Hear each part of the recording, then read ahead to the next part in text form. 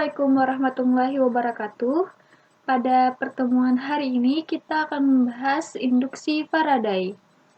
Nah, kalau di buku fisika SMA kalian, di sini ditulisnya induksi Faraday, tapi kita bisa juga menyebutnya dengan induksi elektromagnetik.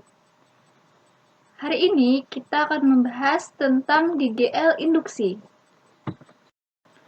Di zaman modern sekarang ini, banyak sekali barang-barang elektronik yang membutuhkan listrik untuk bekerja.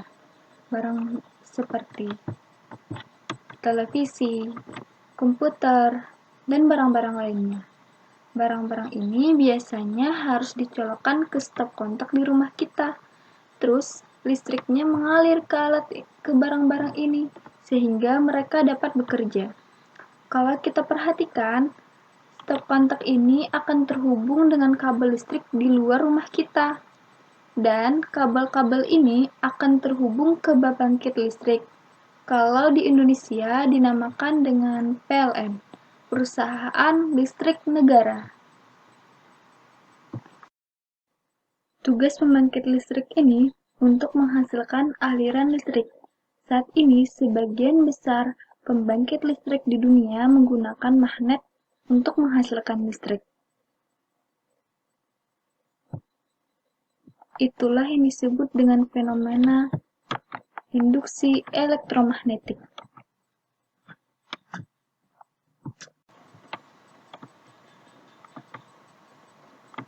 Untuk tujuan pembelajaran, pertama, mendeskripsikan konsep induksi elektromagnetik dan potensial GGL. Kedua, mendeskripsikan faktor-faktor yang mempengaruhi besar GGL induksi. Ketiga, menentukan atau menghitung besar perubahan fluks magnetik. Keempat, menentukan arah arus induksi berdasarkan perubahan fluks magnetik. Yang kelima, menentukan atau menghitung besar GGL induksi. Pada bab ketiga, kita mengetahui bahwa arus listrik bisa menghasilkan medan magnet. Lalu, bisakah medan magnet menghasilkan arus listrik? Di abad ke-19, seorang ilmuwan bernama Michael Faraday melakukan percobaan dengan melilitkan dua buah kawat di sisi yang berseberangan dari sebuah besi berbentuk torus atau seperti donat. Ujung-ujung lilitan kawat yang satu dihubungkan ke baterai, sedangkan kawat yang lainnya dihubungkan ke galvanometer, alat yang bisa mendeteksi arus listrik dan arah alirannya. Kawat yang dihubungkan ke baterai akan menjadi sumber medan magnet, karena aliran listrik yang dihasilkan oleh baterai akan menghasilkan medan magnet di sekelilingnya. Nah, kunci percobaannya ada medan magnet di sebelahnya. Kalau misalnya medan magnet bisa menghasilkan arus listrik, jarum di galvanometer akan bergoyang, menyimpang dari angka 0, tandanya ada arus yang mengalir di kawat. Nah, setelah Faraday menyalakan arus listrik di kawat pertama, dengan menghubungkan saklar, dia mengamati arus listrik di kawat yang kedua.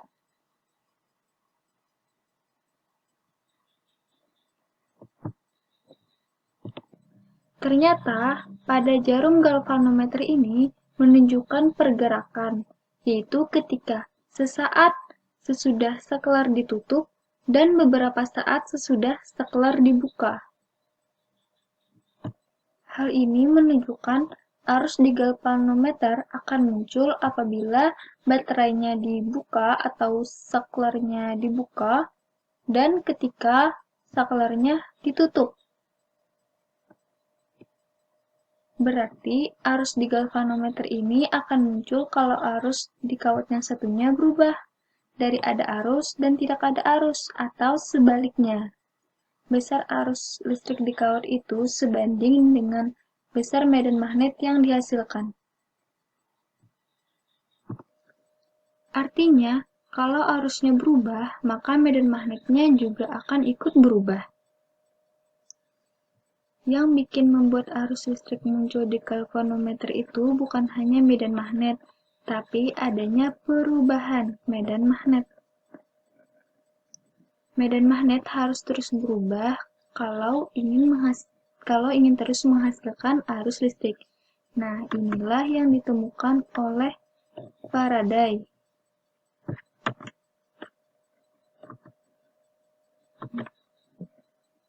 Yang kemudian dinamakan dengan hukum Faraday, di mana perubahan medan magnet menyebabkan adanya gaya gerak listrik atau GGL. Gaya gerak listrik ini adalah gaya yang membuat elektron pada kawat bergerak menghasilkan arus listrik. GGL ini dipengaruhi oleh perubahan banyaknya garis-garis medan magnet yang melewati kawat loop kawat.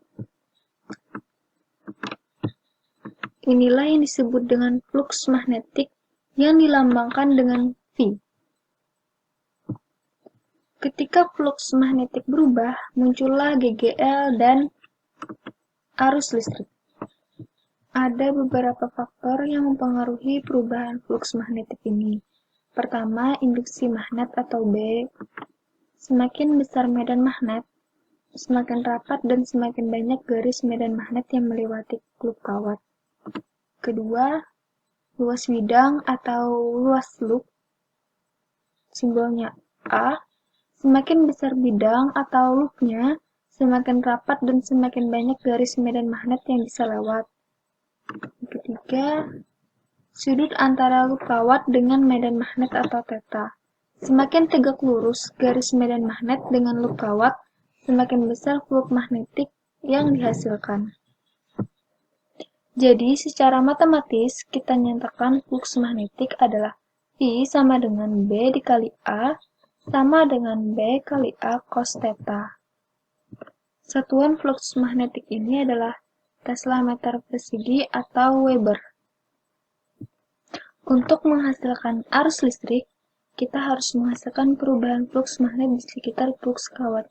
Caranya, kalau kita lihat dari persamaan fluxnya V sama dengan BA cos theta, ada 3 hal yang bisa ubah.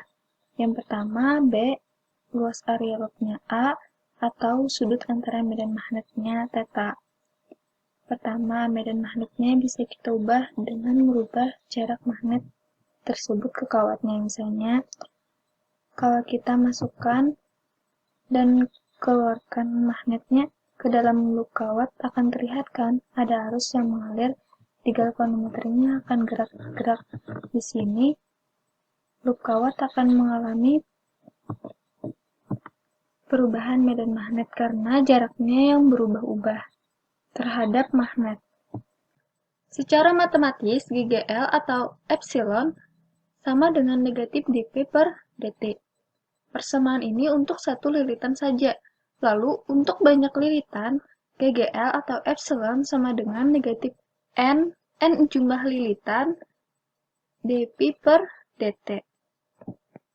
Jadi, loop dengan 100 lilitan akan mempunyai 100 kali lebih besar dibandingkan kalau lilitannya hanya satu. Jadi, besarnya GGL induksi itu bergantung pada jumlah lilitan. Semakin besar jumlah lilitan, maka semakin besar pula GGL induksi yang dihasilkan. Yang kedua, kecepatan keluar masuk magnet dalam kumparan atau lilitan. Semakin cepat, maka semakin besar pula GGL induksinya. Dan yang terakhir, kuat medan magnet yang digunakan. Nah, semakin besar kuat medan magnet, maka semakin besar pula GGL induksi yang dihasilkan. Dari hukum Faraday, kita bisa menghitung besarnya GGL induksi dan arah dan arus listrik yang dihasilkan dari perubahan medan magnet. Tapi, arah arusnya bagaimana ya?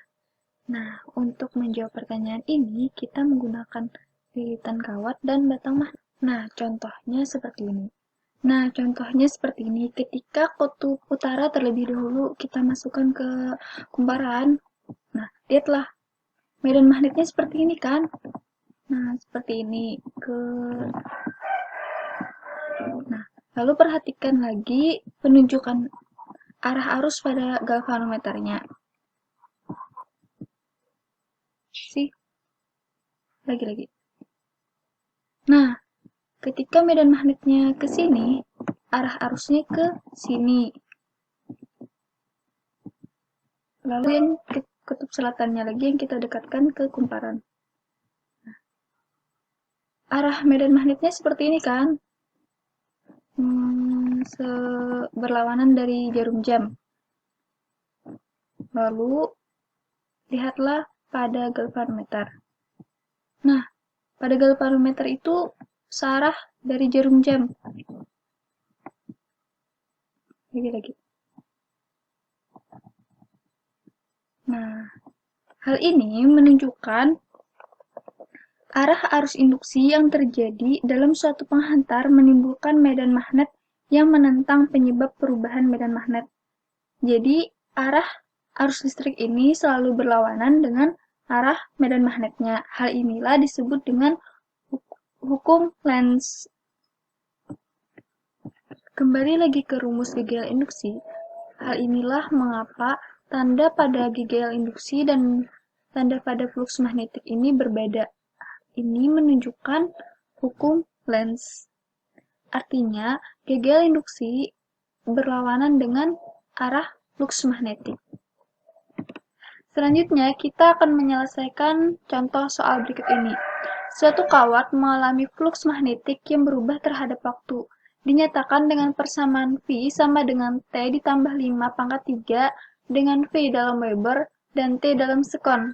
Tentukan besar GGL induksi yang timbul pada saat T sama dengan 5 sekon. Pertama-tama, kita tulis dahulu apa yang diketahuinya. Dari contoh soal, yang diketahui adalah perubahan flux magnetiknya, yaitu P sama dengan T plus 5 pangkat 3. Dan yang ditanyakan adalah GGL induksi saat dia 5 sekon. GGL induksi ini timbul akibat dari perubahan flux magnetik pada kawat. Untuk menyelesaikan soal ini, kita perlu mencari tahu turunan dari flux magnetik terhadap waktu. Nah, flux magnetik tadi kan T ditambah 5 pangkat 3. Kalau kita turunkan terhadap dt atau waktu, maka 3T plus 5 pangkat 2. Nah, setelah kita mengetahui turunan dari flux magnetik ini atau perubahan flux magnetiknya, barulah kita bisa mencari GGL induksinya. Kita tuliskan rumus GGL induksi sama dengan negatif perubahan flux magnetik. Nah, perubahan flux magnetiknya sudah kita dapatkan dari turunan tadi. Maka GGL induksi sama dengan negatif 3T plus 5 pangkat 2. Kan yang ditanyakan tadi saat GGL induksinya 5 sekon. Maka langsung saja kita masukkan 5 sekon ini kita substitusikan T-nya 5 sekon. Maka GGL induksi sama dengan negatif 3 dalam kurung 5 plus 5 pangkat 2. 5 tambah 5 sama dengan 10. Nah, maka negatif 3, 10 pangkat 2 kan 100. Jadi, GGL induksi sama dengan negatif 3 kali 100 sama dengan negatif 300 volt. Tanda negatif ini menunjukkan bahwa arahnya berlawanan. Kalau nilai GGL induksinya itu sendiri 300 volt dengan arah yang berlawanan. Nah, sekian untuk hari ini. Jadi, dapat ditarik kesimpulan bahwa medan magnet dapat menghasilkan arus listrik. Hal inilah yang disebut dengan induksi elektromagnetik atau induksi Faraday, yang besarnya dipengaruhi oleh perubahan flux magnetik terhadap waktu. Dan tandanya negatif. Kenapa tandanya negatif? Karena arah arus induksinya berlawanan dengan GGL induksinya, yang disebut dengan hukum Lenz. Sekian untuk pembelajaran hari ini. Salah hilap mohon maaf. Wassalamualaikum warahmatullahi wabarakatuh.